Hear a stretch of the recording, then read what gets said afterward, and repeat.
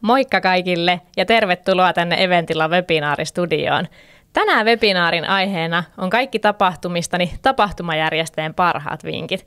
Mun nimi on Vilma Autio ja mä teen meillä Eventillalla markkinointia.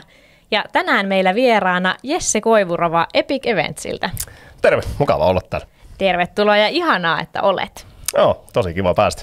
Yes. Hei, pari teknistä vinkkiä alkuun tästä Vimeon käytöstä meidän kuuntelijoille. Eli me lähetetään täältä aika korkealaatuista striimiä sinne teidän mahdollisesti ruuhkaisiin koti- tai konttorinetteihin. Niin jos tuntuu, että pätkii tämä striimi, niin kannattaa sitä hammasrattaan kuvasta käydä pikkusen sitä kuvanlaatua pudottamassa alaspäin.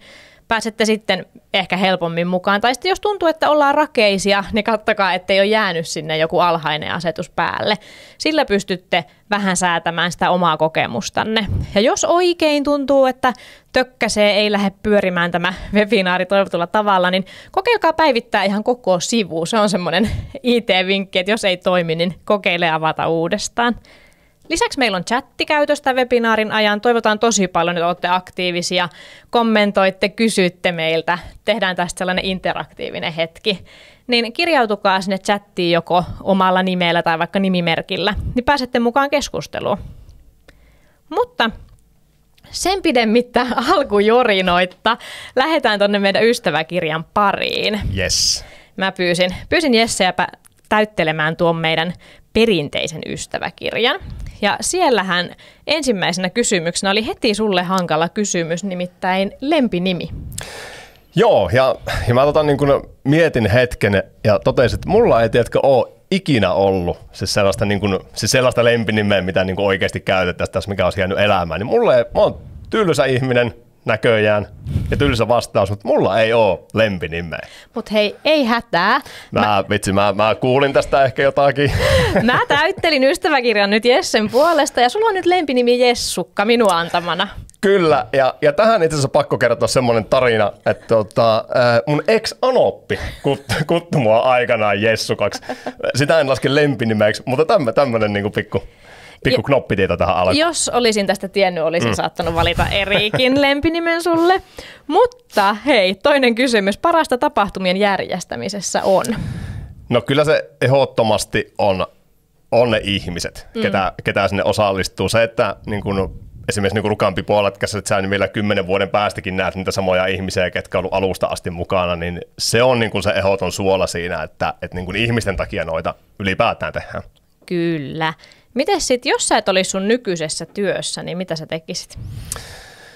Kyllä mä myyntityötä tekisin. Ja aikaisemminkin on siis myös tehnyt varmaan semmoinen 10 vuotta sitä, että jos en tähän niin kuin yrittäjäpolulle olisi lähtenyt, niin kyllä se ehdottomasti olisi jonkun tasoinen myyntityö. Kyllä. Mites sitten, mistä ammattimaisen tapahtumajärjestäjän tunnistaa?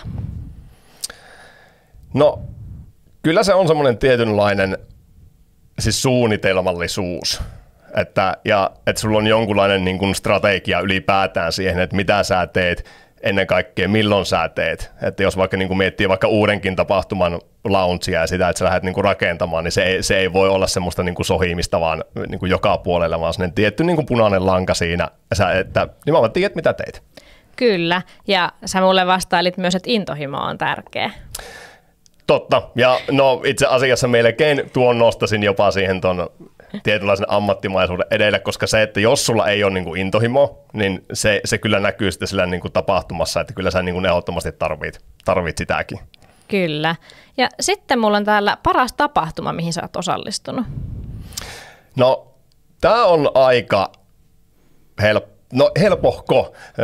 Mä siis aina pohjustan sen verran, että mä oon ollut aina niin kuin tosi kova NHL-fani ja jääkiekkofani ylipäätään, ja aina ollut semmoinen niin kuin life goal, että kun joskus pääsi katsomaan NHL-matsia, no mä pääsin katsomaan aikanaan Losissa, mutta sitten me mentiin katsomaan seuraavana päivänä NBA-peli, ja se oli niin kuin, tiedätkö, ihan semmoinen, että se niin kuin räjäytti tajuna, että niin kuin, ei niinkään se peli, vaan se show, mitä se niin kuin peli ympärillä oli, niin se on niin kuin semmoinen, mikä on jäänyt mieleen, että niin kuin tämmöistä enemmän, ja tämmöistä se niin kuin nimenomaan urheilutapahtuman pitäisikin olla. Joo. Kiinnostavaa. Sitten meillä on klassikkokysymys vikana, lempiväri. Tähän voisi olla periaatteessa 2, siis mustahan toimii aina, mutta tässä mä en ole tylsä, niin kuin tuossa lempinimessä, niin mä vastaan kumminkin jotakin muuta, ja se on vihreä, tai ehkä tarkemmin niin tumman vihreä. Jes, loistavaa. Hei, on päästy ystäväkirjan läpi, niin kommentoikaapa chatissa, että mistä päin olette linjoille tupsahtaneet meitä kuuntelemaan, niin nähdään samalla, että meidän chatti käy ja kukkuu, saadaan teidät matkaan.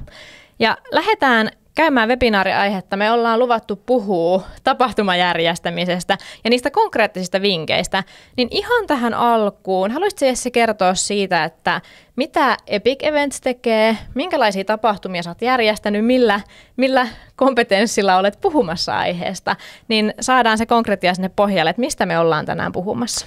Joo, no jos lähdetään ihan siitä, että ennen kuin hypätään kunnolla niin kuin Epic Eventsiin, niin mä olen tehnyt tapahtumia jo niin kuin vuodesta 2012 suurin piirtein, välillä ihan päätoimisesti, välillä sitten ihan niin kuin päivätöiden ohessa ja niin kuin ihan laidasta laitaan, mutta isolta osin ne kumminkin aina jollakin tavalla linkittyy sitten urheiluun tai liikuntaan. Toki joitakin niin kuin kulttuuritapahtumia puhtaasti tehnyt, mutta kyllä se enemmän menee tuonne niin kuin urheilun maailmaan. Ja sitten mitä nimenomaan Epic Eventsillä nyt on tehnyt ja tulen tekemään, niin sama juttu urheiluun painottuu esimerkiksi niin kuin Pipolätkä Ruka-tapahtuma, mitä nyt on sen 10 vuotta tässä tehnyt, niin sitä se hyvin pitkälti on, mutta myös sitten mitä nyt enemmissä määrin on nyt alkanut tulemaan, niin erilaisia niin kuin tilaustöitä, että esimerkkinä urheiluseurat saattaa ottaa yhteyttä, että pitäisi tämmöinen palkintogaalahomma tehdä tai jonkunlainen niin kuin juhlallisuus tai ihan ylipäätään, että hei, nyt tarvitsisi henkilöstölle lähteä tekemään jotakin niin kuin pikkasen repäisevämpää hommaa, että voisiko niin kuin siinä taas kerran, niin kuin voisiko sitä urheilutaustaa niin kuin jollakin tavalla hyödyntää siinä niin kuin heidän sitten tapahtumissa. Joo, tosi kiinnostavaa ja nimenomaan just toi, että sitä kokemusta on kertynyt vuosien varrelta, niin pääset nyt oikeasti jakamaan sitä ihmisille. Me on kovasti siellä ilmoittautujat toivo sellaisia niin kuin konkreettisia vinkkejä siihen ja siitä päästään hyvin siihen meidän eka-aihealueeseen, mistä luvattiin. Puhumme eka otsikkovebinaarissa, että uskalla lähteä kokeilemaan. Niin voisitko sä kertoa siitä ihan Rukan Pipolätkän alkuajoista, että mistä se lähti se inspiraatio lähteä tekemään tuommoista isoa tapahtumaa ihan omin voimin ja minkälainen se alku oli? Oliko se saman tien suureen menestykseen? No sanotaan näin, ei todellakaan ollut niin kuin heti suuri menestys, mutta jos mennään siihen kohta vähän tarkemmin, niin oikeastaan mistä sen idea niin kuin ihan alun perin on lähtenyt, koetan selittää niin kuin pitkän tarinan suhteellisen lyhyesti, eli siis ihan aikanaan kun opiskelin Vuoketin urheiluopistossa, niin mä tein opinnäytetyönä, siis tämmöisen Pipolätkä-tapahtuman Kajaanissa. Se oli tosi pieni, 10 joukkueen turnaus, mutta siitä niin kuin tuli sitten kumminkin semmoinen kipinä, että okei, että mä en halua lopettaa tätä pelkästään tähän niin kuin opinnäytetyöhön, vaan jatkan tätä niin kuin omalla toiminimellä. Perustin siis oman toiminimen opiskelujen jälkeen, että jatkan sitä tapahtumahommaa. Ja se tehtiin toisena vuonna Kajaanissa. Sen jälkeen sitten seilattiin itse asiassa Vuokatti, Tahko, tehtiin siellä muutamia vuosia ja sitten Rukalta otettiin yhteyttä, että hei, että teillä on aika siisti juttu menossa siellä, että me haluttaisiin samanlainen tänne Rukalle. Ja alkuunhan me mietittiin sitä silloisen yhtiökumppanin kanssa, kenen kanssa tehtiin tätä Juhalle iso hatunnosto sinne. Jos satut vaikka kuuntelemaan tätä, että vuosien aikana tehtiin siistejä juttuja, niin mietittiin sitä, että okei, Ruka, että se on aika kaukana kaikesta, että oikeasti kiinnostaako porukkaa lähteä noin pohjoiseen pelaamaan siis Pipolätkää. Ja eka vuosina, no tietyllä tavalla se olikin ehkä jonkunlainen, no kyllä mä melkein suoraan sanon sitä farssi. Meillä oli 18 joukkuetta siellä mukana, joista varmaan 7 oli siis omia kavereita, kelle me oltiin annettu ilmaiseksi joukkuepaikkaa, että hei, että meidän on pakko saada nämä lohkot täyteen, meidän pitää saada niin kuin tietty määrä joukkueita, että tulkaa, ottakaa niin kuin joukkuepaikkaa ja täytetään nämä lohkot. Ja vaikka se oli silloin siis tosi pieni tapahtuma, niin vaikka sulla olisikin tuommoinen, niin kuin sanotaan, vaikka muutaman 10 tai muutaman 100 hengen tapahtuma, niin ainahan se silti vaatii siis melkein siis sen saman työn kyllä. versus sitten niin kuin iso tapahtuma, että samat ne elementit siellä on, mitä sä joka tapauksessa joudut tekemään, niin siinä me sitten mietittiin sitä, että kannattaako tätä välttämättä lähteä enää toisena vuonna tekemään, että hirveä homma ja taas kerran, kun ei tämä kiinnosta välttämättä ketään. No sitten Ruka-keskus onneksi sanoo meille, että hei, että kyllä me vielä toinen vuosi niin kun lähdetään yhdessä tekemään ja että antakaa niin kuin chanssi tälle ja sitten me lähdettiin se toinen vuosi tekemään ja nyt tietysti tänä päivänä aika helppo olla jälkiviisas, että onneksi me lähdettiin tekemään se toinen vuosi, koska toisena vuonna me jo tuplattiin sitten osallistujien määrä, mikä ei tietenkään vieläkään siis mikään niin kuin valtava ollut, mutta sitten kun ottaa sen 2016 vuoden, mikä oli eka vuosi versus sitten tämä päivä, kun me myydään käytännössä niin kuin loppuun ihan muutamassa tunnissa meidän tapahtuma ja meillä on 324 joukkuetta, niin minkälainen se niin kuin kasvu on ollut, niin helppo todeta jälkeenpäin, että onneksi tehtiin. Kyllä, tässä varmasti tulee just se klassinen helppo jälkikäteen sanoa, että kannatti. Et sen takia haluttiin ottaa tämä uskaltaminen tähän niin kuin ensimmäiseksi osuudeksi, että mikä teidät saisit kuitenkin niin kuin luottamaan siihen, että ehkä tästä lähtee etenemään. Mitä sä sanoisit sellaiselle tapahtumajärjestäjälle, joka vaikka on tehnyt jonkun tapahtuman, joka ei lähtenyt niin kuin hän toivoi, niin toki jossain vaiheessa varmaan kannattaa myös luovuttaa. Kyllä. Mistä sen tietää? No taas kerran siis jälkeenpäin helppo todeta. Silloin oltiin ihan niin vasta niin kuin alkajia, niin ehkä sitä ei niin osattu miettiä, mutta nyt se on aika helppo sanoa, että se on oikeasti todella harvassa on ne tapahtumat, tai mitkä lähtee ihan tuosta nuin vain, että sä pistät lipunmyynnin käyntiin ja se onkin täynnä ja se on niin kuin saman tien menestys. Et toki sellaisia on, niin kyllä se vaatii sitä, että sä oikeasti teet sen kovan pohjatyön, sä teet niitä toistoja sen vuosi, 2, 3, jopa 5, että nimenomaan että se pitkä jänteisyys siinä on pakko olla mukana, että nimenomaan, että jossain niin kuin me meinattiin tehdä, että luovuttaisiin heti sen ensimmäisen tai toisen tapahtuman jälkeen, niin aika vähän täällä semmoisia niin kuin menestystarinoita olisi sitten loppujen lopuksi, jos sitä ei ole silleen, että hei, kun me tehdään tarpeeksi kovasti duunia, niin kyllä tämä jossakin vaiheessa palkitte. Kyllä, ihan varmasti näin. Jokainen tapahtumakonsepti, jota nykyään tunnetaan semmoisena ikonisena, niin on alkanut jostain niin kuin jonkun tietyn ihmisen, tietyn porukan päättäväisyydestä. Että on nähty se, ehkä se visio kuitenkin täytyy olla taustalla siitä, että mihin me ollaan menossa, että mikä se on se tavoitepiste. Osasitteko te Pipolätkän kohdalla niin kuin ajatella sen, että sehän, eikö se ole ihan tällä hetkellä maailman suurin Pipolätkä-tapahtuma? Se on, joo, me vuosi sitten kasvettiin maailman suurimmaksi Pipolätkä-turnaukseksi. Kyllä. Niin osasitteko te ajatella se unelman jo silloin heti alusta sinne asti, vai onko se unelmakin tavallaan kasvanut siinä tapahtuman mukana? Kyllä se on, no mä en ihan tarkkaan muista, miten se silloin ihan alussa meni, mutta kyllä se on enemmänkin mennyt nimenomaan niin, että se on niin kuin kasvanut siinä mukana. Ja mitä mä ehkä, niin kuin, tai mitä olen sanonut monesti aikaisemmin, että ehkä se, että miksi me ollaan niin kuin tässä pisteessä, missä me tällä hetkellä ollaan. Että me, niin kuin sanoit, maailman suurin Pipolätkä-turnaus, mutta myös niin kuin Kuusamon, kun mietitään koko Kuusamoa, niin aluetaloudellisesti top 2, top 3 tapahtuma. Eli mitä tarkoitan on se, että paljonko niin kuin tapahtuma jättää rahaa sinne alueelle, niin puhutaan oikeasti jo miljoonista. Niin kyllä se niin kuin melkoinen kasvu on siitä, mitä se silloin eka vuonna oli. Mitä sä edes kysyit äsken? Kysyin, että näittekö te sen unelman heti silloin niin, alussa siellä yhtä korkealla? Kyllä, just näin. Hyvä, joo. Kiitos. No joo, siis ei nähty, mutta nimenomaan tämä, että mitä mä luulen, että miksi me ollaan siinä pisteessä, missä me ollaan, niin se, että tämä on ehkä vähän tyhmä vastaus, mutta me ei koskaan yritetty. Siis tiedätkö, sillä tavalla liikaa, että meillä ei ole ikinä ollut sitä, että meidän on pakko, että meidän on pakko olla vaikka 100 joukkuetta mukana, tai meillä on pakko olla niin kuin tässä ja tässä pisteessä tällöin, vaan se vähän niin kuin meni semmoinen tietynlainen niin kuin flow siinä koko ajan, ja nimenomaan semmoinen, että usko siihen omaan tekemiseen, että jossakin vaiheessa se niin kuin varmasti, tiedätkö, kun tehdään hyvin se duuni, niin ollaan jossakin pisteessä, että oikeasti voidaan puhua, että ollaan niin kuin iso tapahtuma. Ja ja ylipäätään niin kuin muissakin tapahtumissa, niin se, että ja on se sitten tapahtuma tai joku muu, niin jos sä pakotat itsesi siihen, että nyt meidän on pakko, niin aika monesti se myös sitten näkyy siinä tekemisessä. Et kyllä siinä myös pitäisi olla semmoinen niin kuin rentous mukana ja vähän semmoinen, tiedätkö, tehdään tosissaan, mutta kumminkin semmoinen pilke silmäkulmassa siinä, että niin kuin, mitenkä tehdään.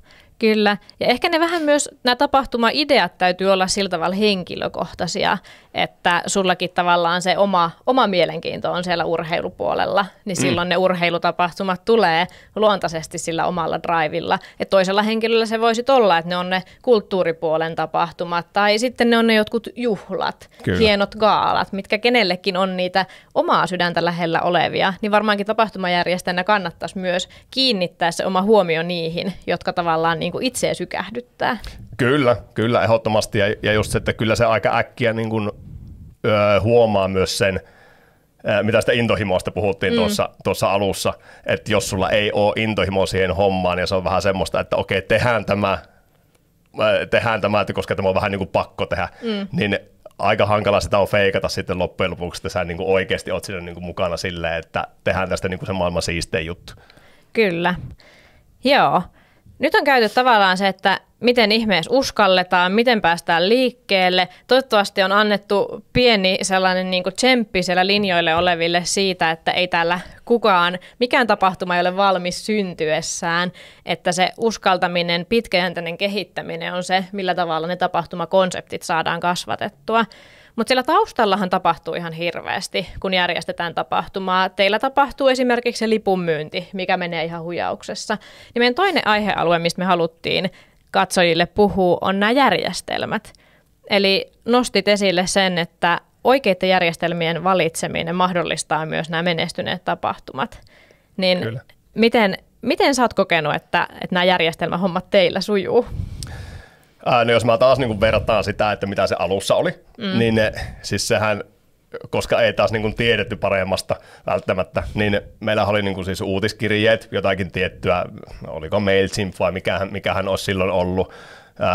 Sitten tavallaan se oli tosi pirstaloitunut se homma, että otetaan niin otetaan tuolta, ja sitten siinä meni tosi paljon ylimääräistä aikaa siihen, että kun sä tavallaan hoisit esimerkiksi viisi eri kategoriaa niin kuin eri palveluntarjoajien kanssa, ennen kuin sitten hoksattiin se, että okei, että varmaan on semmoisia järjestelmiä myös olemassa, että missä sä saat ainakin suurimman osan asioista sen niin kuin yhden palveluntarjoajan alle, niin kyllähän se siis helpottaa ihan jäätävästi sitä sun työtä, että versus, että sä oot käyttänyt viikon esimerkkinä johonkin ja nyt sä sitten pystyt selviämäänkin sitä 1 tai 2 päivässä, niin onhan se ihan niin kuin valtava merkitys.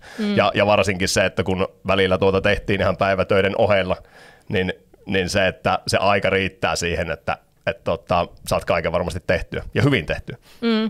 Kyllä varmasti tästäkin maasta löytyy semmoisia innostuneita tapahtumajärjestäjiä, joilla on saattanut sit se tapahtuma-idea ja konsepti ja se hyvä intohimo ja se hyvä uskallus, mistä just puhuttiin, niin tavallaan niin kuin hautautua niin, että se ei välitykään sinne osallistujille ja se ei välitykään yleisölle ihan vaan sen takia, että ei saada tuotua sitä esimerkiksi vaikka omaa tapahtumaviestintää. Mennään myöhemmin sinne tapahtumaan someen, meillä on siitä tulossa ihan oma osuutensa, mutta just vaikka, että jos se lipun ostaminen käy mahdottomaksi tai sitten ihmiset ei osaakaan osallistua siihen tapahtumaan, tulee semmoisia hupsiksia, että voi hitsi, meidän pitikin viestiä tästä ja eihän me muistettu. Kyllä. Ja sitten itse asiassa tuo lipun ostamisen, kun sanoit, niin siis senkin muistan, että silloin alkuaikoina se ylipäätään siis lipun ostaminen, siis se on verrattuna siihen, mitä se oikeasti niin kuin pitäisi olla ja mitä se on nykypäivänä, niin olihan se hirveä kokemus varmasti ihmisille. Okei, se oli 2016, aika oli tietysti pikkasen eri, ei ollut niin kuin kehittynyt siihen, mitä se nytten on, mutta kyllähän se nykypäivänä siis se, että mahdollisimman vähän klikkauksia sulla täytyy olla, että kun etusivulla esimerkiksi tulet, niin sä klikkaat ostamaan sen ja se pitää olla niin kuin muutaman niin kuin klikkauksen takana se, että no niin, lippu ostettu. Että kyllä mulla itselläkin niin kuin menisi hermot, että jos sä oikeasti joudut niin kuin välisivulta vaan menemään, niin juu ei. Joo, Kyllä, ihan varmasti siinä helposti menetetään osallistujia, jos se kokemus on hankala. Ja tekin olette kuitenkin just, että alkuun teitte vähän hajanaisilla työkaluilla, niin varmasti tärkeää olisi myös se, että uskaltaa myös tehdä niitä järjestelmävaihdoksia. Että me vaikka omassa työssä Eventillalla tarjotaan tapahtumahallintajärjestelmää, niin paljon nähdään sellaista, että on jääty vähän niin kuin naimisiin suotta toimimattoman järjestelmän kanssa, että on totuttu tekemään sillä hankalalla tavalla ja ei osata muokata sitä omaa tekemistä. Ja sitten jäädään siihen, että no toi järjestelmä teki sitä paremmin, mutta en mä jaksa opetella. En mä uskalla kokeilla. Taas tullaan uskallukseen. Joo, kyllä. Ja tämä siis monesti on, ja mihin myös ehkä itsekin ainakin joskus on sortunut, tiedätkö se, että vaikka sä tiedostat, että tämä voisi olla helpompaa, ja vaikka sulle joku ottaisi yhteyttäkin, että hei, meillä olisi tämmöinen juttu, niin sä voit sanoa, että tiedätkö, mä en jaksa. Tiedätkö välttämättä niin lähteä opettelemaan tätä, vaikka se oikeasti sä käyttäisit päivän siihen, että sä opettelet, että se niin helpottaa sitä sun niin tulevaisuutta ihan valtavasti, niin jo tunnistan tämän. Kyllä, eli tässä on yksi nosto sinne linjoille myös, että on se niin kuin jaksaminen lähtee jumppaamaan myös sitä järjestelmäpuolta. Samalla tavalla kuin niitä muitakin tapahtumayksityiskohtia, että jaksetaan miettiä sitä kehittymistä, jaksetaan ottaa niitä uusia ideoita. Sehän on aina hirveän helppo tavallaan niin kuin tällaisena korulauseena heittää, että hei, muistetaan pitkäjänteinen kehittyminen Kyllä. ja uudistetaan ja mietitään, mutta sitten kun se tuleekin se arjen paine, että hei, tämä pitää olla tähän päivään mennessä, tämä pitää olla tähän päivään mennessä, niin helposti sitä urautuneena ihmisenä mennään tekemään se sama asia, mitä on tehty ennenkin, koska saadaanpahan ainakin tehtyä. No just näin. Jep. Mutta ei jäädä järjestelmiin sen pidemmäksi aikaa. Mikäli noista järjestelmäasioista on mitään kysyttävää linjoilla, niin kysäskää chatissa ihmeessä. Voidaan myös sitten loppuun kerätä noita kysymyksiä, niin meillä on pieni hetki siellä vastailla teidän kyssäreihin. Tai sitten ihan vaan omiin kokemuksiin. Onko teillä joku järjestelmä, mitä käytätte ja toimii ihanasti, tai onko teillä joku, mikä vähän haastaa? Niitäkin saa jakaa linjoilla muille tapahtumajärjestäjille. Mutta meidän 3. pointti tähän webinaariin on panosta tunnelman luomiseen. Ja nyt me haluttaisiin kuulla vähän se, että mitä ihmettä te olette sillä Rukan pipolätkässä tehneet, koska mitä mä itse vaikka näen siitä tapahtumasta, on se, että sehän on niin kuin talviurheilukarnevaali.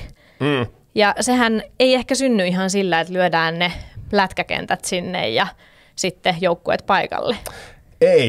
Ei se ihan siitä synny, ja periaatteessa niin kuin ensimmäisenä vuosina tuotahan se oli hyvinkin pitkälti, mitä sä sanoit, lätkäkentät ja pelaajat siellä, mutta totta kai niin kuin se tunnelman luominen, mä oon aika monesti käyttänyt tämmöistä niin kuin vertausta, tai sanonut näin, että meillä voisi olla rajaton budjetti. Me voitaisiin pistää 10 miljoonaa tuohon tapahtumaan, me tehtäisiin hienot kaikki niin kuin valot ja viimeisen päälle kaikki, mutta loppuviimein kumminkin sä et niin kuin rahalla, sä et pelkästään saa sitä tunnelmaa tehtyä sinne, vaan kyllähän se oikeasti lähtee siitä niistä pelaajista, ja mitä nyt on viimeisimpien vuosien aikana tullut, niin myöskin ihan tämmöiset niin kuin satunnaiset kävijät, ketkä lähtee vaan se fiiliksen takia sinne, niin isolta osin kyllähän ne niin kun on tehnyt sen, että mitä Rukan pipolätkä on tänä päivänä. Eli, ja taas tullaan siihen aitouteen ja siihen, että oikeasti on läsnä. Että koko tämä niin kuin meidän tiimi, mikä on niin kuin ihan muutamasta ihmisestä kasvanut niin kuin 10-15 tämmöiseen niin kuin ydinhengen porukkaan, niin mitä mä aina painotan on se, että nimenomaan, että sitä tehdään niille ihmisille, että ollaan aina läsnä. Ja mitä mä itse haluan tehdä, niin periaatteessa nykypäivänä mun ei tarvitse edes välttämättä mennä siis Rukalle, koska se siis kyllähän se pyörii siellä, että meillä on about 60 työntekijää viikonlopun aikana, ketkä pyörittää sitä sirkusta, mutta kyllä mä niin koen sen, että mä haluan olla siellä, mä haluan jututtaa niitä pelaajia, mä haluan jututtaa niitä joukkueita niin kerran vuoteen, että ne on vähän niin kuin tietynlaisia kavereita, että kerran vuoteen vaihdat kuulumiset, niin kuin, mä en tiedä, onko tämäkin vähän niin kuin tylsä vastaus, että mä olisin voinut vastata, että valon heittimet ja isot pyrot ja kaikkea tämmöistä, mitä meillä on siellä toki, mutta kyllä se iso osa ennen kaikkea on se, että oo aito ja oikeasti niin kuin kiinnostunut niistä ihmisistä, ketä sä oot saanut sinne tapahtumaan, koska ne on tullut sinne sen sen niin kuin tapahtuman takia ne haluaa olla siellä, niin kyllä sun pitää saada osallistujille semmoinen fiilis, että hei, tuo tapahtuman järjestäjä myöskin niin kuin välittää, tuota oikeasti kiinnostaa ja semmoinen, että kello on niin kuin helppo ottaa niin kuin kontaktia. Että sä et ole vaan semmoinen niin kuin mystinen hahmo jossakin, että no tämän järjestää joku.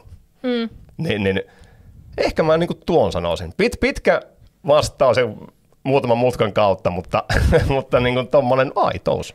Joo, hyviä mutkia siellä käytiin pyroissa ja muissakin. Ja varmasti nekin on tavallaan niin kuin kiva osa sitä tapahtumaa, mutta se, että teillä se tapahtuma lähtee niin vahvasti sieltä osallistujista, niin silloinhan se ei mitenkään sovi siihen tapahtumakonseptiin, että ne osallistujat vähän niin kuin jätetään oma onnensa nojaan sinne tapahtumaan ja sitten vaan tehdään hienoa showta heille. Kyllä. Vaan teillähän tavallaan se panostus on ehkä, onko se oikea sana sitten yhteisöllisyys? Kyllä, se on yhteisöllisyys ja nyt kun tuon shown sanoit, niin totta kai siis show on myös niin kuin iso osa sitä tapahtumaa ja kyllä me halutaan olla tietyllä tavalla semmoinen, onko se nyt sitten edelläkävijä, en tiedä onko se välttämättä oikea sana, mutta se, että totta kai se show-puoli pitää siellä myös olla. Että esimerkiksi nyt viime talvena finaali, eli siellä on siis pelaa siis kuulijoille katsojillekin tiedoksi ihan perustyyppejä. Ne ei ole siis mitään SM-liiga tai NHL-pelaajia, vaan aivan niin kuin peruspekkoja ja perus Johanneja siellä, ketä on. Joo. Niin finaalimatsia oli seuraamassa siis silmämääräisesti, kun katsottiin, niin yli 2000 ihmistä siinä niin kuin Ruka-keskuksen Kaltiolammen ympärillä. Ja siellä nimenomaan niin kuin musiikki soi kovasti. Siellä oli 10 metriä korkeat niin kuin pyrot, että aina kun tuli maali, niin tuli niin kuin tietynlainen tulishow siellä. Pelaajat esiteltiin, laulettiin maamelaulu. Niin tuossakin tavallaan sitten se, että me halutaan tehdä kaikki niin kuin viimeisen päälle kumminkin, että mä voin sanoa ylpeänä, että yksikään, tämä voi kuulostaa ehkä vähän typerältäkin ja kylläpä kehu itteensä, mutta mä uskallan väittää, että yksikään jääkiekko-liigaseura ei tee paremmin tuommoista niin kuin yksittäisen tapahtuman showta, mitä Rukan pipolätkä. Että siihen oikeasti niin kuin panostetaan ja halutaan olla se, että tehdään myös tuo niin kuin show-puoli hyvin. Ja myöskin sitten se, että kun siellä on niitä perustyyppejä, niin mietin niitä, kun ne lainausmerkeissä niin kuin kerran elämässä pääsee tommoisen, että sulla on oikeasti tuhansia ihmisiä katsomassa. Siellä musiikki soi kovalla siellä. Ihan siis jäätävä meininki siellä, että meidän kuuluttaja huudattaa porukkaa ja siellä on aallot ja kaikki. Niin miten ne on vielä niin kuin vaikka 20 tai 30 vuoden päästä miettiä, että vitsi. Että me oltiin silloin siellä Rukan pipolätkän finaalissa, voitettiin se ja vitsi se oli siisti niin kuin elämys. Siinä tavallaan jokainen sinne peliin pääsevä saa sen oman tähtihetkensä siellä tapahtumassa. Kyllä. Näistä, mitä sanoit, niin halusin nostaa tuon kuuluttajan. Mikä sen merkitys on tapahtumassa, että saadaan sinne mielellään ehkä se ammattitaitoinen ja sitten siihen tapahtuman luonteeseen sopiva kuuluttaja, juontaja, vetäjä, millä nimellä se nyt sitten missä tapahtumassa meneekin? Kyllä siis se kuuluttajan merkitys tapahtumassa Rukan pipolätkässä ei ihan sama oikeastaan missä. Se on yllättävän iso. Siis versus se, että siellä ei olisi kuuluttaja ollenkaan tai että siellä olisi semmoinen vähän niin kuin hajuton ja mauton, kuka ei tavallaan hehkuta, kuka ei haastattele, uskalla mennä haastattelemaan joukkueita ja muuta, niin se on aika iso. Ja tässä niin kuin taas kerran se, että kun se on semmoinen helposti lähestyttävä, niin kuin kaikki meidän 3 juontajaa, ketkä on monta vuotta meillä ollut, niin se on myös hauska huomata niistä joukkueista se, että ne niin kuin itse sitten menee sinne, että hei, haastattele minua ja otetaanko pikku joku niin kuin juttu tässä, tai saanko laulaa karaokeen tai niin kuin jotakin. Että just se, että kun ne kaikki on tommosia, että helposti lähestyttäviä, niin sillä on tosi iso vaikutus. Kyllä, ja tuossa tulee varmasti ihan älyttömän tärkeäksi se juontajan persoona, että se sopii siihen tapahtumaan. Että totta kai tollainen sitten juonto-ote ei sovi toiseen tapahtumaan. Että tapahtumajärjestäjänä joutuu varmasti niin kuin miettimään tarkasti sen, että ketkä siellä tapahtumassa on. Sehän puhuit just siitä vaikka teidän omasta tiimistä, joka tekee sitä työtä, luo sitä yhteisöllisyyttä, että se lähtee niistä ihmisistä, jotka on siellä. Niin siinähän joutuu tosi tarkasti miettimään sen, että siellä on joka vuosi oikeat ihmiset paikalla, jotka ymmärtää, jotka tavallaan on briefattu siihen konseptiin sisään, että he tietää, mistä on kyse. Että siellähän saattaisi vaikka käydä niin, että siellä on yksi henkilö, joka kokee, että ei, että tämä on nyt liian kornia meininkiä, täällä lauletaan karaokea mikkiin, en tykkää tästä. Niin jos tällainen henkilö sitten onkin siellä asiakaspalvelutilanteessa ja hänen naamasta näkee, että hän ei nauti, niin se äkkiä vesittää monen ihmisen kokemusta. Joo, se on ihan selvä. Ja sitten just se, että kyllähän tuossa, mikä luojan kiitos kaikilla työntekijöillä meillä on ja myöskin kuuluttajilla, niin taas kerran se intohimo ja ne haluaa olla siellä, ne haluaa olla osa sitä tapahtumaa ja sitä myöten se, niin kuin teetkö, tuleekin se homma, että vitsi, että hei, nyt tehdään muuten viimeisen päälle. Ja just se, että kyllähän mä niin kuin pystyisin palkkaamaan sinne Suomen kärkijuontajan tai niin kuuluttajan, mutta just se, että onko se just se oikea tyyppi siihen, että okei, että otetaan tuosta nyt ketä nyt ikinä onkaan tunnettuja, vaikka jotakin somepersoonia sinne, niin ei se välttämättä olekaan se juttu, vaan että ne pitää olla sen tapahtuman näköiset ja kuuloiset ja tuntuiset. Kyllä, ja varmaan toikin on sellainen, mikä tapahtuman järjestäjällä kasvaa siinä vuosien varrella, että sulla tulee se oma verkosto, josta sä tiedät, vähintään sitten joku sun ystävä tietää, suositella, että no hei, tämä tyyppi sopii, toi tyyppi ei itse asiassa sovi. Että sulla pitää olla aika hyvä haisu itse asiassa lopulta koko tapahtuma-alasta, kun lähdet järjestää, jos lähdet vaikka ihan nollasta liikkeelle. Kyllä, ja toi oli itse asiassa hyvä, ja mikä on ollut tosi hauska huomata viimeisen 2 vuoden aikana. Toissa vuonna esimerkiksi kävi näin, että meidän somevastaava Laura, kuka on ollut siis monta vuotta, niin hän siis teki ja taitaa tehdä edelleenkin siis Ilveksen jääkiekko- ja futisjoukkueelle jonkunlaista sisältöä, niin Lauran kautta sitten tuli taas, että hei, että mulla olisi yksi tosi hyvä kuvaaja, kuka hänen kanssa on tehnyt niin kuin töitä, ja hän haluaisi tulla pipoilätkää hommiin. Tiedätkö, että käytännössä niin kuin ruokapalkalle, että se vaan haluaa tulla sinne, se haluaa olla niin kuin osa sitä tapahtumaa, että just se, että sä niin kuin saat, niin kuin Sami, kuka oli tämä kuvaaja, niin aivan siis järkyttävän lahjakas tyyppi, että just omien verkostojen kautta ja sen, että kun teet homman hyvin, niin se menee niin kuin ihmisten tietoisuuteen, että hei, mä haluan olla tuossa niin kuin tavalla tai toisella mukana ja tuottaa noille niin kuin hienoa ja siistiä sisältöä, niin tommoisen on yllättävän paljon niin kuin tullut tässä nyt parin viimeisen vuoden aikana, että hei, mä oon seurannut teitä somesta tai jostakin, että oispa siisti olla mukana tossa. Näin se vaan tavallaan etenee. Itse just viime viikolla pyörähdin tuolla kongressimessuilla, missä tapahtuma-alan ihmiset kerääntyy yhteen. Siellä puhuttiin just siitä, että tapahtuma-ala on itse asiassa yksi ehkä niin kuin verkostoituneimmista aloista, että tekniikan ihmiset tuntee juontajat tuntee tekniikan ala ihmiset ja siellä on hyvin paljon niitä verkostoja, niin sen ainakin varmasti yhtenä vinkkinä voi tapahtumajärjestäjälle nostaa, että kannattaa olla kiinnostunut. Että jos jossain tapahtumassa näet ihmisiä, jotka on siellä tapahtumassa töissä, niin voit mennä jututtamaan. Näet jotain hienoja tapahtumakuvia, niin voit mennä nykäiseen kuvaajaa hihasta, että hei, kukas täällä on kuvaamassa. Että tavallaan lähtee luomaan sitä omaa verkostoa, koska sullahan on vuosien takaa se verkosto. Jos joku lähtee nyt vähän niin kuin vähemmällä kokemuksen liikkeelle, niin siinäkin se uskallus lähtee ihmisiä kohtaamaan on varmaan tosi tärkeää. On äärettömän tärkeä nimenomaan tuo uskallus, että sä nimenomaan lähdet vähän kertomaan itsestäsi, että meillä on tämmöinen juttu, tästä tulee oikeasti niin kuin nyt se seuraava paras juttu, mitä niin kuin olette koskaan nähnyt, niin kyllä se sitä vaatii.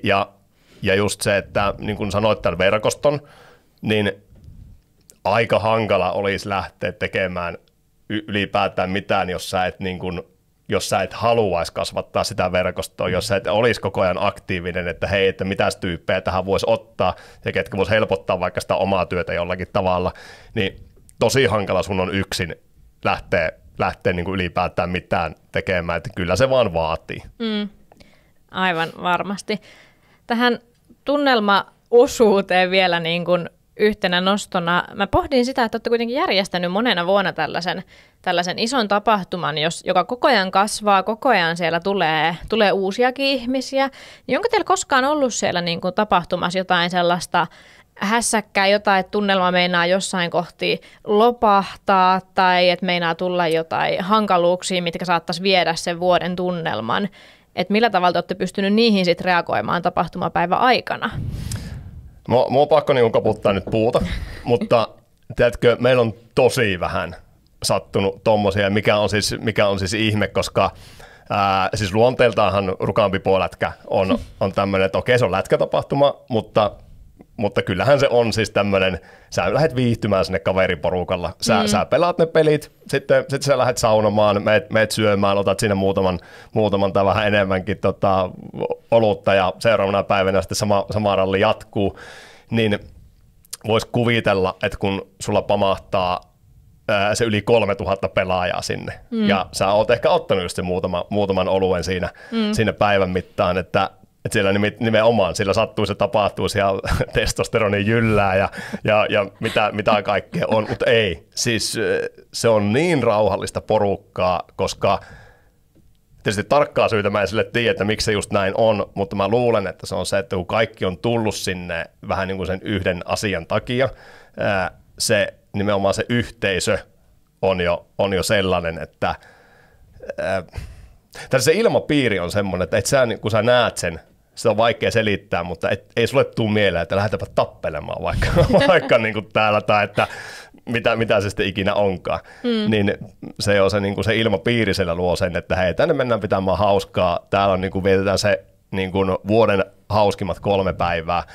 Ja mitä ihan niin kuin siis suoraan poliiseilta, baarien järjestyksen valvojilta kysellyt sitä, että miten niin kuin tämmöisiä niin kuin haittoja tai kuinka paljon joutuu menemään väliin, niin esimerkiksi poliisit ja viranomaiset on sanonut sen, että tämä on niin kuin yksi vuoden rauhallisimpia viikonloppuja hälytysten osalta, että joutuu niin kuin puuttumaan johonkin. Että ei siellä oikeasti niin kuin sellaisia ylilyöntejä tapahdu. Totta kai on jotakin pientä, siis se on ihan selvää, että vähän kesken matsin vähän niin kuin pyöritellään naamaa siinä, että mä en nyt pois siitä, mutta ei semmoisia isompia. Joo. Ja toi varmaan kaikki lähtee tavallaan rakentumaan siitä, kun se yhteisö on rakentunut sellaisesta vähän pienemmästä porukasta ja kasvanut kuitenkin tavallaan hallitusti niiden vuosien aikana, niin siellä on aina ollut sitä porukkaa, jotka tietää, että hei, tällä tavalla täällä tapahtumassa ollaan. Niin siinä mielessähän ne kävijät sen työntekijäporukan lisäksi tulee ihan valtavaan arvoonsa, että se kävijäporukkahan näyttää myös se esimerkin, että miten täällä tapahtumassa toimitaan, mikä täällä on se meininki. Kyllä. Ja vielä yhtenä esimerkkinä melkein nostaisin, mitä ollaan niin kuin huomattu tässä niin kuin vuosien aikana, niin myöskin se, meillä on joka matsissa on tuomari, eli tuomaroi tämän pelin ja aina ennen matsia tuomari ottaa niin kuin ne molemmat joukkueet siihen keskelle, käy läpi tavallaan, että mihin tapahtumaan he on tullut, mikä täällä on se niin kuin meininki, minkä takia täällä ollaan, ja vähän niin kuin rauhoittelee jo sitä tilannetta siinä, ja sitten siinä joukkueet saattaa vaihtaa muutaman sanan, niin pelkästään niin kuin voi kuulostaa pieneltä asialta, mutta loppuviime aika niin kuin iso asia, että siellä on meillä se 11 tuomaria, ketkä aina sen 15 minuutin välein, kun uudet matsit alkaa, niin vähän niin kuin niin sanotusti rauhoittelee sitä tilannetta, ja vähän silleen niin kuin pilke silmäkulmassa saattaa jotakin heittää siinä ennen matseja, niin mä luulen, että sekin niin kuin vähän madaltaa sitä kynnystä, että okei, ei nyt lähdetä tässä niin kuin ihan täysiä sitten menemään. Kyllä, varmasti tosi tärkeää, ja toihan on just sellaisia niin kuin kohtaamisia sen järjestävän tahon ja osallistujien välillä, mitä voi rakentaa. Eihän monessa tapahtumassa ei toki ole tuomarikohtaamista, niin, siellä on kaikkea muuta, mutta että aina kun kohdataan siellä ihmisiä, tai kun vaikka se tapahtuma alkaa, niin siinä alussa käydään sen läpi, että mitä täällä on tapahtumassa. Ja toki nykyään näkee hirveän paljon just vaikka tällaista, että on selitettynä turvallisemman tilan periaatteet. Ja tavallaan käydään ihmisten kanssa läpi se, että miten täällä käyttäydytään. Ja sitten se, että mitä tehdään, jos täällä ei käyttäydytä niin kuin toivottiin. Vaikka ne saattaa välillä vähän tuntua semmoisilta, että no aikuiset ihmiset täällä, että tarvinneeko tässä nyt käydä näitä läpi, niin kuitenkin oikeasti tosi tärkeitä. Ja sitten luo myös sitä kuvaa siitä tapahtumasta, että miten siellä on tarkoitus olla. Kyllä.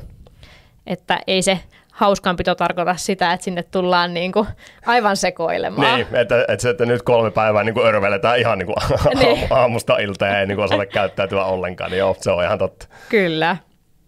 Mutta hei, meidän 4. osa-alue, mistä me haluttiin jutella, on toi some.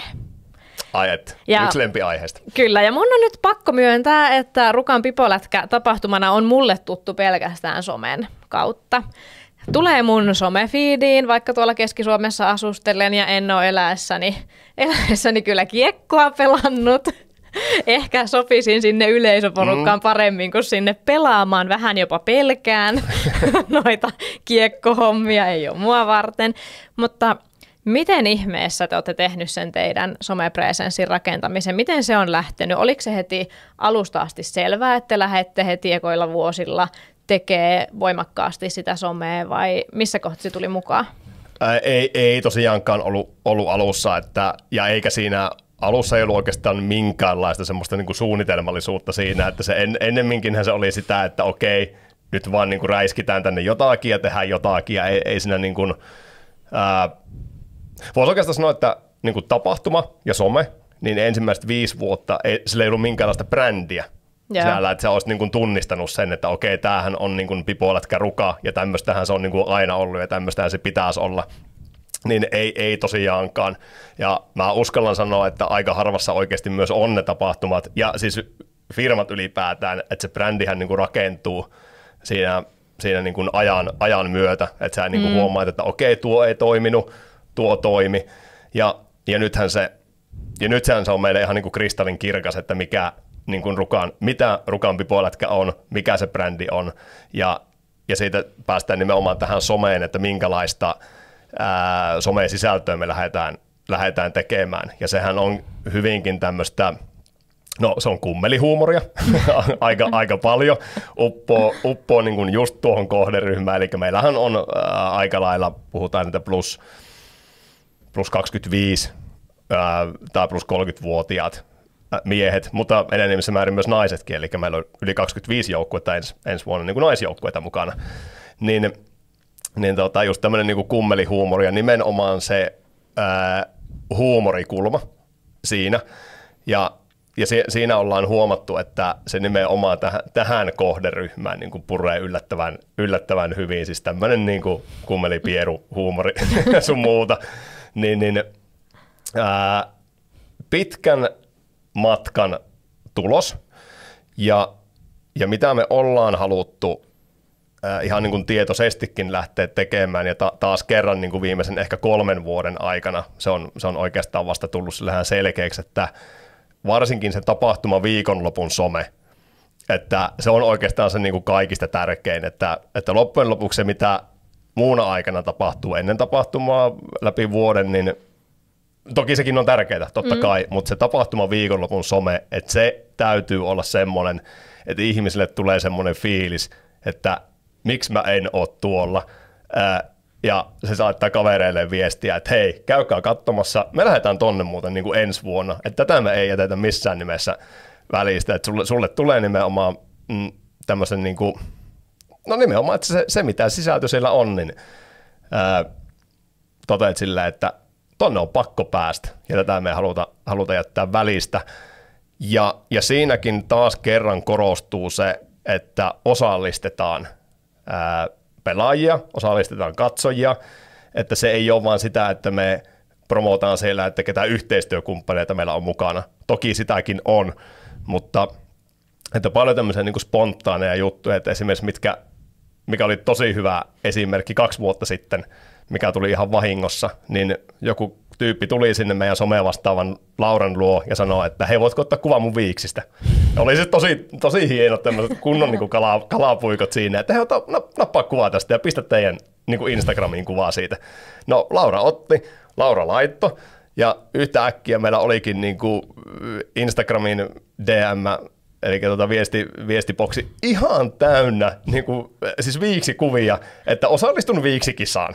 Ilman, että me oltiin edes niin kuin mihinkään laitettu, että meillä on joku viiksikisa tai muuta menossa. Mutta se, että hei, tässä kuva minun pensseleistä, pistäkää tämä sinne. Ja sitten yhtäkkiä meillä olikin niin kuin viiksikisa, ja tapahtuman jälkeen me sitten valittiin sieltä parhaat viikset, ja meidän seuraajat pääsivät niin kuin valittamaan sieltä, että kenen viikset oli ne parhaat. Ja sitten pistettiin joku pikku palkinto siellä menemään.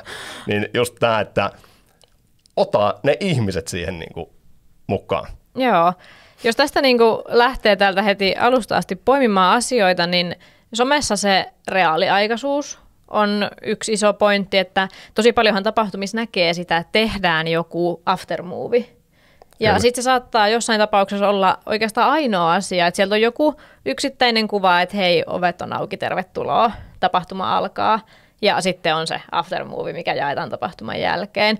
Ja eihän se ole se, miten tänä päivänä sosiaalinen media toimii. Meillähän jatkuvasti enenevissä määrin ihmiset postaa storiesseja, eli asioita, mitkä näkyy vaan vuorokauden siellä somessa, koska mehän kuljetaan kaikki se älypuhelin kädessä kyllä, reaaliajassa koko ajan. Kyllä. Niin se, että otetaan se niin kuin, etenkin oman kohderyhmän käyttäytyminen huomioon siinä somessa.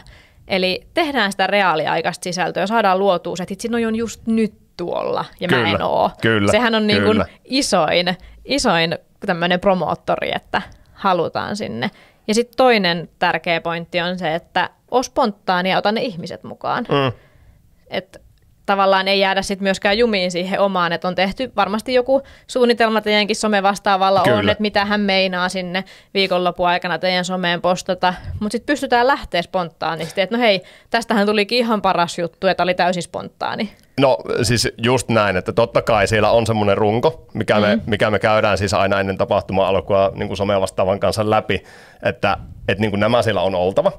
Että totta kai, että siellä pitää olla semmoinen niin kuin tietty punainen lanka, mutta just se, että jätetään sitten niin kuin iso osa sitä, että hei, että sulla on vähän niin kuin vapaat kädet, että tee mitä vaan ja katso vähän, että minkälainen piirros sieltä lähtee niin kuin tulemaan ja ne pelaajat ja ne kävijät sen niin kuin rakentaa sitten loppuviimein siellä ja siellä on niin kuin siis tosi tämmöisiä niin kuin hauskoja juttuja, mitkä on jäänyt elämään, mitä ei tarkoituksella ole lähdetty tekemään. Että siis voi kuulostaa tosi tylsältä, mutta viime talvena niin meidän kuuluttaja Harri meni sinne kysymään, että hei, mikä teillä on tavoite Pipolätkässä? Tämmöinen ihan niin kuin, tiedätkö, peruskysymys. Niin se on niin kuin sekunnin hiljaa kaveri siinä ja päästä kotiin.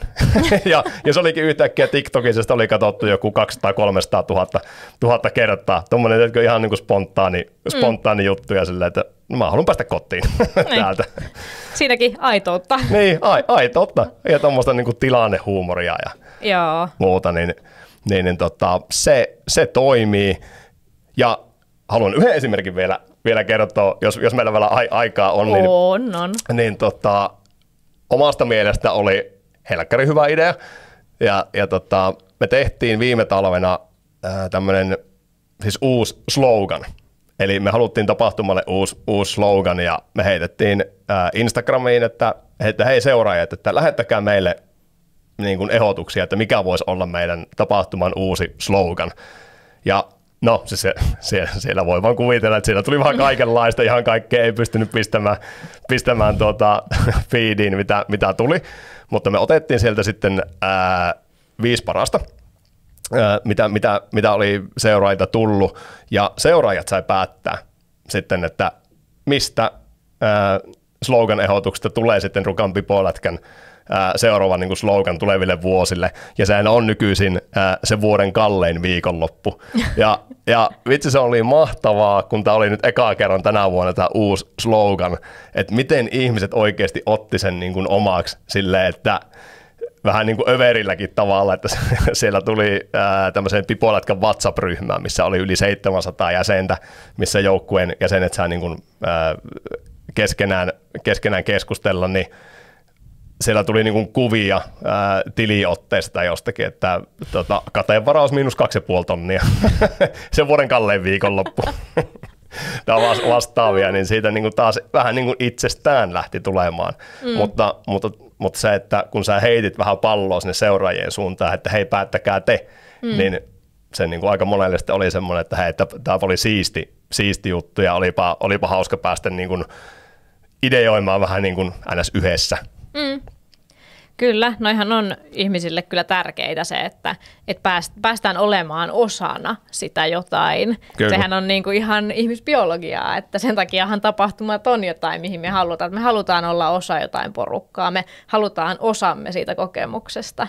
Niin tolleinhan sä saat ihanasti ihmisiä mukaan, että just jossain somealustoilla se on niin helppoa saada ihmiset sinne se ei haittaa, jos usea 1000 ihmistä äänestää, mutta sitten jos ne tulisi siellä tapahtumapäivänä ne useampi 1000 jonottamaan sun luo niiden ideoittensa kanssa, niin et tekisi mitään muuta. Kyllä.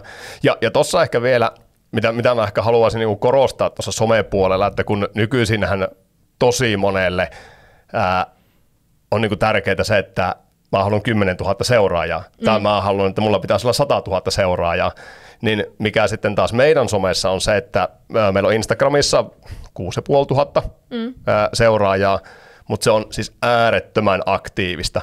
Et ihan sama, mitä sä sinne heität, ne kommentoi storeihin, ne kommentoi feedipostauksiin, tulee reagointia niin kuin aina, kun sä jotakin sinne laitat. Versus se, että meillä olisi vaikka 100 000 seuraajaa aina semmoisen niin kuin kilpailuiden kautta, että hei, seuraa meitä ja voita itsellesi uusi auto. Niin joo, sä saat sillä niitä seuraajia sinne ihan 100 varmasti, mutta onko ne niitä aitoja seuraajia ja niitä oikeita seuraajia? Että me halutaan olla nimenomaan se, että ne on seuraajia vähän niin kuin oikeista syistä ja ne katsoo sille, että hei, nulla on hyvää sisältöä, mä haluan seurata niitä ja sieltä se sitten tulee se, että sä niin kuin helposti saat niitä niin kuin mukaan siihen, että niin kuin versus tai se, että suhteessa siihen seuraajamäärään, se, että kuinka paljon me niin kuin saadaan reaktioita ja näyttökertoja sun muita, niin se on aika kova, vaikka itse sanonkin. Jep, tässä musta tuntuu, että valtaosa meidän webinaareista, aina kun puhutaan tapahtumista, niin aloitetaan sillä, että ensin määritellään ne tapahtuman tavoitteet. Tänään ihan tahallaan ei tehty niin, koska sitä on jankutettu kyllästymiseen asti, mutta tässä somepuolella toi on myös tärkeää, että mietin ne sun tavoitteet, että mitä sä tahdot sillä somella, että just sulla on joku tietty tapahtuma tietylle porukalle, sä tunnet sun kohderyhmän, niin ethän sä halua sun kohderyhmä. Mä itse teen Eventillan somea, teen meidän markkinointiin, aina välillä nauraskelen, että on se hirveän kiva, että meidän työntekijöiden sukulaiset käy tykkäämässä mun tekemistä postauksista. Että näyttäähän ne kauhean kivalta, mutta ei se ole se kohderyhmä, jonka mä haluan tavoittaa. Eli se, että mietitään se somekin niin, että siinä on se pointti, että mieluummin sulla on siellä se tietty pieni aktiiviporukka, jotka on oikeasti aidossa vuorovaikutuksessa sen sun brändin kanssa, eikä niin, että sä ammut haulikolla laajalle, laitat hirveästi rahaa sinne someen, saat paljon näyttökertoja, mutta sitten ne menee vähän niin kuin ohi porukalle, että eihän Rukan pipolätkäkään ei missään nimessä, vaikka se on loistava tapahtumakonsepti, niin se ei ole kaikille. Ei ole. Ja nimenomaan, että eikä sen tarvitsekaan olla, eikä me halutakaan olla. Että eihän tuolla, jos mä menen vaikka Tampereelle ja sinne Tampereen keskustorille ja kyselemään ihmisiltä, ihan random tyypeiltä, että tiedätkö mikä on Rukan pipolätkä?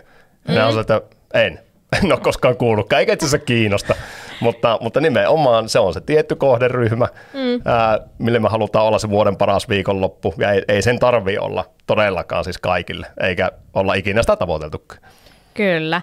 Hei, me aletaan pikkuhiljaa kurvata webinaaris loppua kohti. Ollaan ainakin puhua pälpätetty niin, että varmasti on siellä linjoilla porukka jo ihan pyörryksissä tästä hommasta. Niin mennään meidän yhteenvetoon, eli päästään tavallaan kokoamaan nyt sitten yhteen sitä, että mitä me oikeastaan haluttiin, että ihmisille jää tästä käteen. On puhuttu vahvasti sen pipolätkän kautta, mutta totta kai ajatuksena on se, että jokainen linjoilla pystyy peilaamaan siihen omaan tapahtumaansa, ehkä siihen olemassa olevaa, ehkä siihen ideaansa, että mitä tästä pystyisi ottaa matkaan. Samalla mä sanon sen linjoille, että ehditään ottaa pari kysymystä, eli mikäli mitä tahansa kysyttävää tulee, niin laittakaa samalla chattiin tulee. Mutta yhteenlähtö. Meidän eka osuus oli se, että uskalla lähteä kokeilemaan. Miten me vedettäisiin tämä yhteen tälleen yleismaailmallisesti ihmisille? No nimenomaan se, että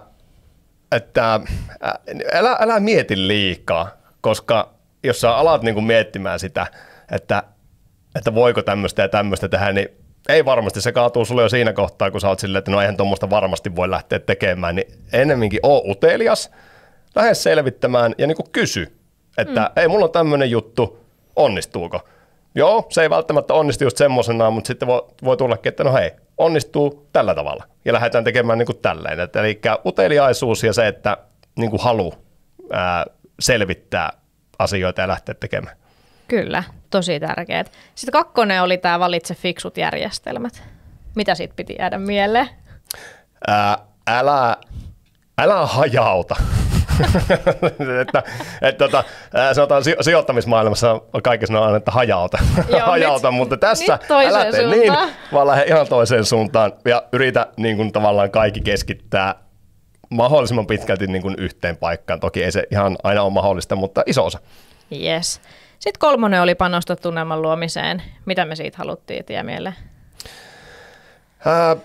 Aitous. Aitous ja intohimo.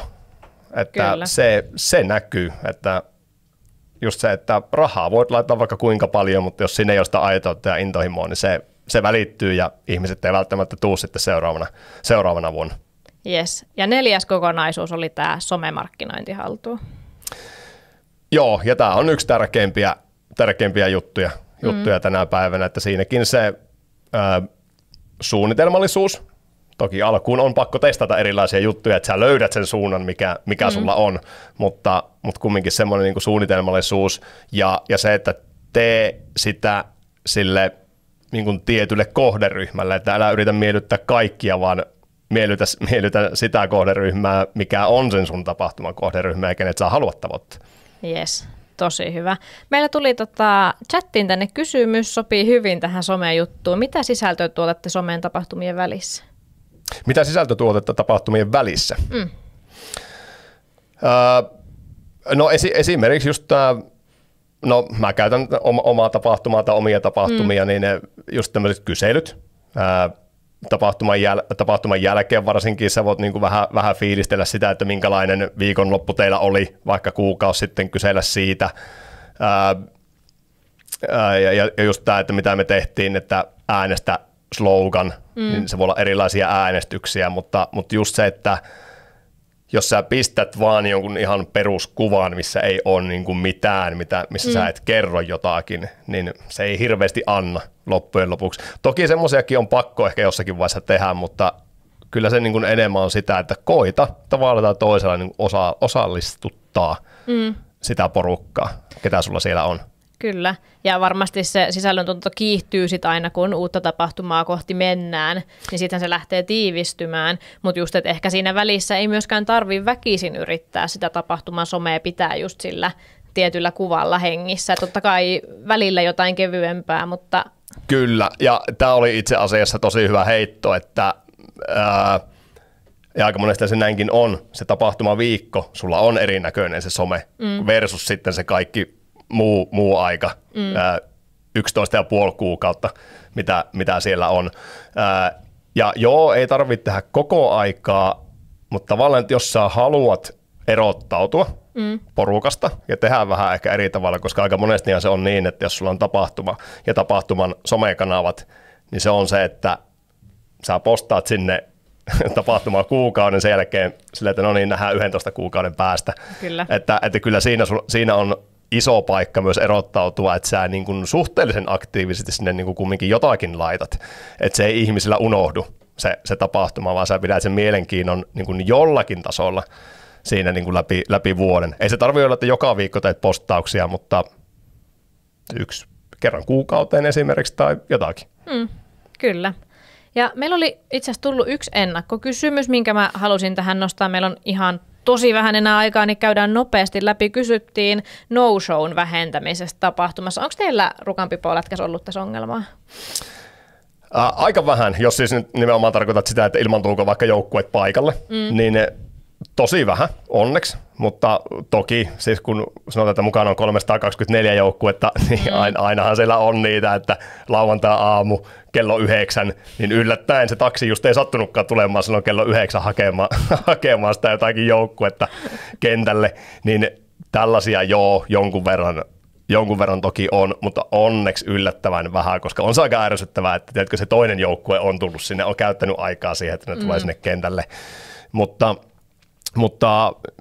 mitä me tehtiin siihen tänä vuonna, ja ylipäätään tuohon niin kuin tiedottamiseen, että joukkueet on perillä, niin me tehtiin se WhatsApp-ryhmä, eli joukkueiden ja pelaajien WhatsApp-ryhmä, ja siellä oli melkein 800 henkilöä oli siellä WhatsApp-ryhmässä, ja sillä oli nimenomaan tämmöinen niin kuin yleinen keskustelu, missä sä pystyt niin kuin muiden kanssa keskustelemaan, ja sitten tämmöinen, mihin ei voi kommentoida muuta kuin tapahtuman järjestäjä, mikä oli sitten tämmöinen infokanava, niin siellä me tehtiin sitä, että jos tuli tietoon, että puolen tunnin päästä tämä joukkue ei ole täällä, niin sitten me heitettiin, että hei, kuka joukkue pystyy tuuraamaan, että menkää pelaamaan kentälle 5, kello tämä ja tämä, niin se toimi yllättävän hyvin niin kuin tämmöisenä infokanavana.